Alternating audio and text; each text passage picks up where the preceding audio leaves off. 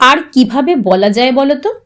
ভদ্রতার সীমার মধ্যে থেকে সেই কবে থেকে বিভিন্নভাবে বোঝাবার চেষ্টা করছি।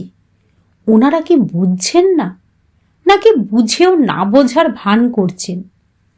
এতদিনকার সম্পর্ক, সরাসরি তাই কিছু বলতেও পারছি না, কিন্তু ওনাদের তো বোঝা উচিত। স্বামী আবিরের ক্ষোভ নেহার মধ্যেও ছড়িয়ে পড়ে। রীতিমতো বিরক্তির সঙ্গে সে বলে, সত্যি আজকাল আমরা তাদের সঙ্গে ভালো করে কথা পর্যন্ত বলি না। রূপুকেও তাদের কাছে খুব একটা যেতে দিই না। স্পষ্টতই বোঝাচ্ছি আমরা চাই না তারা এখানে আর থাকুন। তবুও দেখো তারা কি নির্বিকার আর স্বাভাবিক। আবির চুপ করতে গিয়েও নেহার কথা শুনে আবার নতুন করে শুরু করে। এই নয় যে তারা অন্য কোথাও নিজেদের ব্যবস্থা করতে পারবেন না।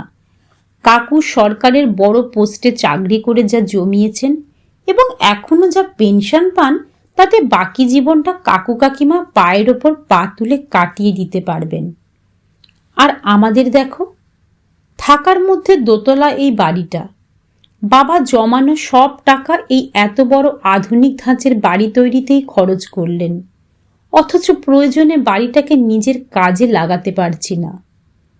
যতদিন বাবা বেঁচে ছিলেন ততদিন বাবার পেনশনের মোটা টাকা আর আমার রোজগারে ভালোভাবেই চলে যেত, কিন্তু এখন আর আমার পক্ষে এত খরচ সামলানো সম্ভব নয়।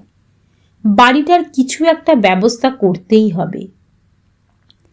এখন এই রকম জায়গায় এই ধরনের বাড়ি ভাড়া আকাশ ছোঁয়া।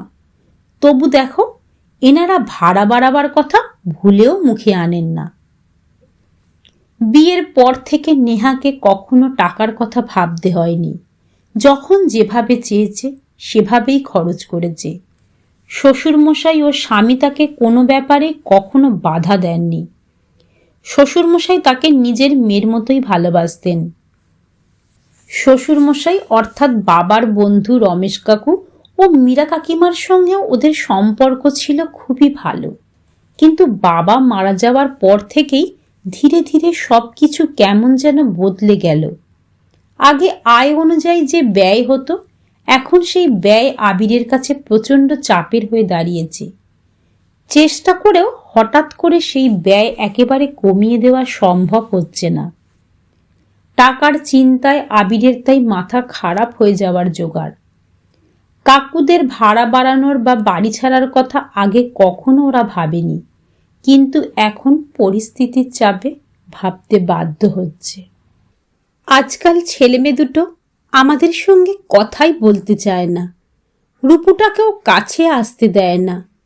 আগে বাচ্চাটা ঠাম্মি ঠাম্মি করে যখন তখন ছুটে আসতো, আবদার করত, মনটা ভরে থাকতো। স্ত্রীর ভেজা কণ্ঠস্বর রমেশবাবুর মনটাকেও ভারাক্রান্ত করে দেয়। তারা প্রতি মুহূর্তেই বুঝতে পারছেন আবিররা চায় না তারা এখানে থাকুন। হয়তো এত অল্প ভাড়ায় আছেন তাই। কিন্তু তিনি যে আবিরের বাবা অমরেশের কাছে প্রতিজ্ঞাবদ্ধ। বন্ধু অমরেশকে তিনি কথা দিয়েছিলেন, জীবদ্দশায় তিনি কখনো আবিরদের ছেড়ে এই বাড়ি ছেড়ে যাবেন না। আর এদের ছেড়ে যাওয়ার কথা নিজেদের মনও তো মানতে চায় না। নিঃসন্তান তারা, নিজেদের অপত্য স্নেহ মমতা ভালোবাসা উজাড় করে দিয়েছেন আবিরের ওপর। তবে সংযত ও স্বল্পভাষী আবিরকে তারা কোনোদিনই পুরোপুরি বুঝে উঠতে পারেননি। রূপুকে তারা নিজেদের নাতনি ছাড়া অন্য কিছু ভাবতে পারেন না। এছাড়াও অমরেশের মৃত্যুর পূর্বে তিনি বন্ধুকে কথা দিতে বাধ্য হয়েছিলেন, যে ভাড়ায় তারা আছেন সেই ভাড়াতেই আজীবন থাকবেন। বৌঠান অর্থাৎ আবিরের মার আকস্মিক মৃত্যুতে অমরেশের সামনে দুনিয়াটা যখন অন্ধকার হয়ে যায়, সদ্য কলেজে পা দেওয়া আবির একা ও অসহায় হয়ে পড়ে, সেই সময় তারা ওদের পাশে দাঁড়ান এবং ধীরে ধীরে ওদেরকে সুস্থ স্বাভাবিক জীবনে ফিরিয়ে আনেন। এরই সামান্য প্রতিদান হিসেবে রমেশবাবুকে এক প্রকার জোর করে ভাড়া না বাড়ানোর সিদ্ধান্তকে মেনে নিতে বাধ্য করা হয়। অভিজ্ঞতার দ্বারা রমেশবাবু ইদানিং আবিরের আর্থিক সমস্যা বুঝতে পারলেও তা মীমাংসা করার কোনো উপায় খুঁজে পান না।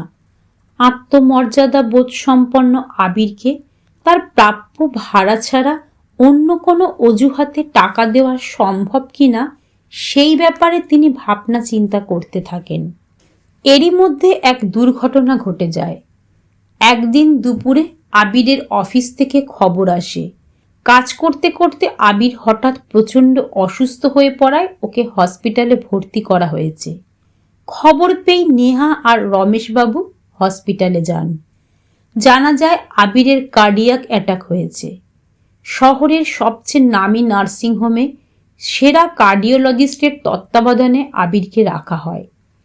চিকিৎসা সংক্রান্ত ও সংসারের প্রয়োজনীয় যাবতীয় খরচ রমেশবাবুই করেন। নেহা বেশিরভাগ সময় স্বামীর কাছেই থাকে। রূপুকে দেখভাল করা এবং বাড়ির অন্যান্য সকল কাজকর্ম মীরা দেবী সামলান। কিছুদিনের মধ্যেই আবির অনেকটাই সুস্থ হয়ে ওঠে। এই ঘটনা আবির ও নেহার মানসিকতার আমূল পরিবর্তন ঘটায়। তারা উপলব্ধি করে জীবনে টাকার প্রয়োজনের সঙ্গে সঙ্গে সেই রকম মানুষেরও প্রয়োজন আছে যার ওপর সম্পূর্ণভাবে নির্ভর করা যায়। ওরা প্রতিজ্ঞা করে যত অসুবিধাই হোক না কেন কাকু কাকিমার এই বাড়ি ছেড়ে যাওয়ার কথা ওরা আর চিন্তাতেই আনবে না। এর কয়েকদিন পর রমেশবাবু ও মীরা দেবী দোতলায় আবিরদের ঘরের দিকে যেতে গিয়ে শুনতে পান নেহার কথা। টাকার জন্য একদম দুশ্চিন্তা করবে না, আমি চাকরি করব। এমএসসি পাস আমি, রেজাল্টও ভালোই ছিল, চেষ্টা করলে একটা চাকরি অবশ্যই পাব। রমেশবাবুর ডাকে ওরা ঘরের বাইরে আসে। মীরা দেবী নেহার মাথায় হাত বুলিয়ে বলেন, তোর বলা শেষ কটা কথা আমাদের কানে এসেছে। টাকার জন্য তোরা একদম চিন্তা করিস না, আমাদের নিজেদের কোনো সন্তান নেই, তোরাই তো আমাদের সন্তান। আমাদের স্থাবর অস্থাবর যা কিছু আছে সবই তো তোদের। আবিরকে সেই ছোট থেকে নিজের ছেলের মতোই ভালোবেসেছি, সেই ভালোবাসার অধিকারে আজ বলছি, তোদের যখন যা প্রয়োজন আমাদের কাছে চেয়ে নিবি, তাহলেই বুঝবো তোরাও আমাদের আপন ভাবিস। ওরা কিছু বলে না, শুধু উপচে পড়া চোখের জল কোনো রকমে সামলে নিয়ে দুজনকে প্রণাম করে। তারা পরম মমতায় ওদেরকে বুকের মাঝে টেনে নেন। কলমে সুমিতা চক্রবর্তী চ্যাটার্জি, পাঠে চৈতালি সেন।